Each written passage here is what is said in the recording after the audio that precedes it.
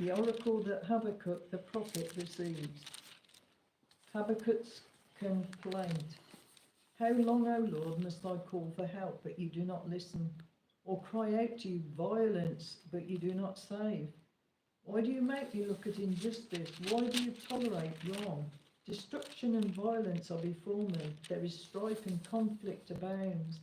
Therefore the Lord is paralyzed, and justice never prevails. The wicked hem in the righteous, so that justice is perverted. The Lord's answer. Look at the nations and watch and be utterly amazed, for I am going to do something in your days that you would not believe, even if you were told. I'm raising up the Babylonians, that ruthless and impetuous people who sweep across the whole earth to seize dwelling places not their own. They are a feared and dreaded people. They are a law to themselves and promote their own honour. Their horses are swifter than leopards, fiercer than wolves at dusk. Their cavalry gallops headlong. Their horsemen come from afar. They fly like a vulture sweeping to devour. They all come bent on violence. Their hordes advance like a desert wind and gather prisoners like sand. They deride kings and scoff at rulers. They laugh at all fortified cities. They build earthen ramps and capture them. Then they sweep past like the wind and go on. Guilty men whose own strength is their God. Habakkuk's second complaint. O Lord, are you not from everlasting? My God, my Holy One, we will not die. O Lord, you have appointed them to execute judgment. O Rock, you have ordained them to punish. Your eyes are too pure to look on evil. You cannot tolerate wrong. Why then do you tolerate the treacherous? Why are you silent while the wicked swallow up those more righteous than themselves? You have made men like fish in the sea, like sea creatures that have no ruler. The wicked foe pulls all of them up with hooks.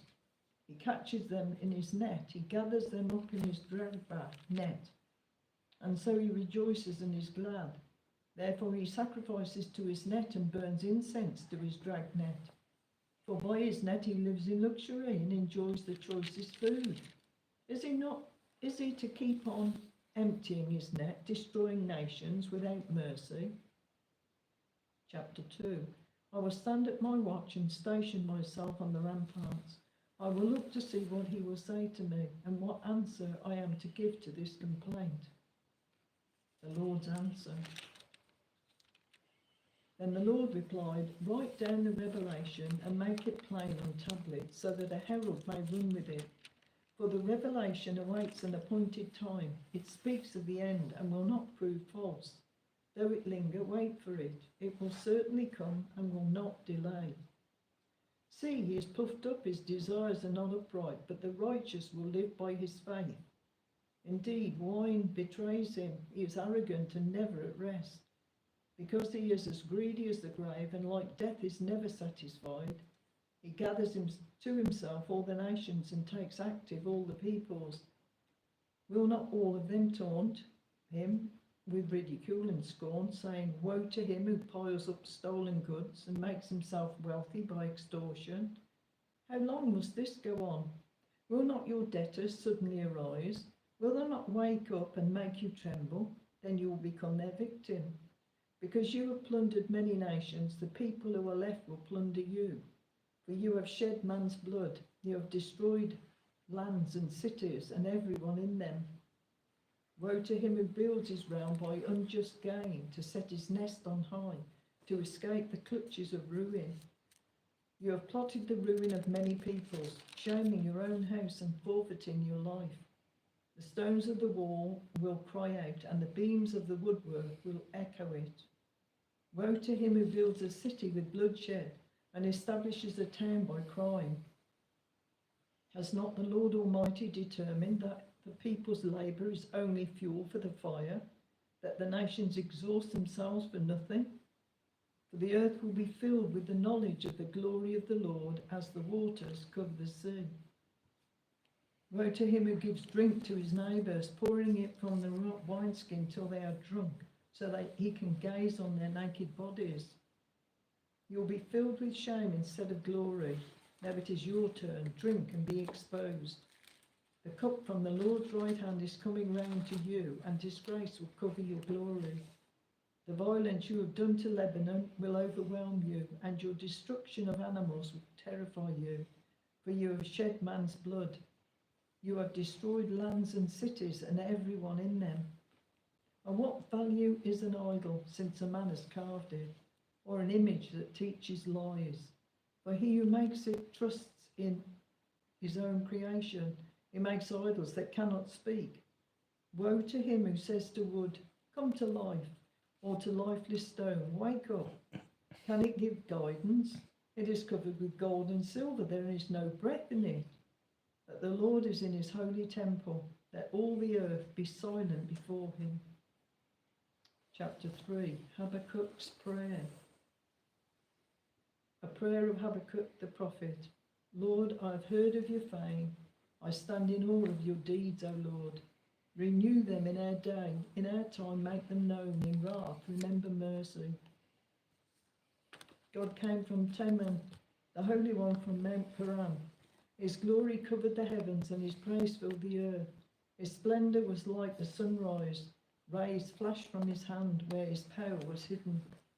Plague went before him, pestilence followed his steps. He stood and shook the earth. He looked and made the nations tremble. The ancient mountains crumbled, and the age-old hills collapsed. His ways are eternal. I saw the tents of Cushan in distress, the dwellings of Midian in anguish. Were you angry with the rivers, O Lord? Was your wrath against the streams? Did you rage against the sea when you rode with your horses and your victorious chariots? You uncovered your bow, you called for many arrows. You split the earth with rivers, the mountains saw you and writhed. Torrents of water swept by.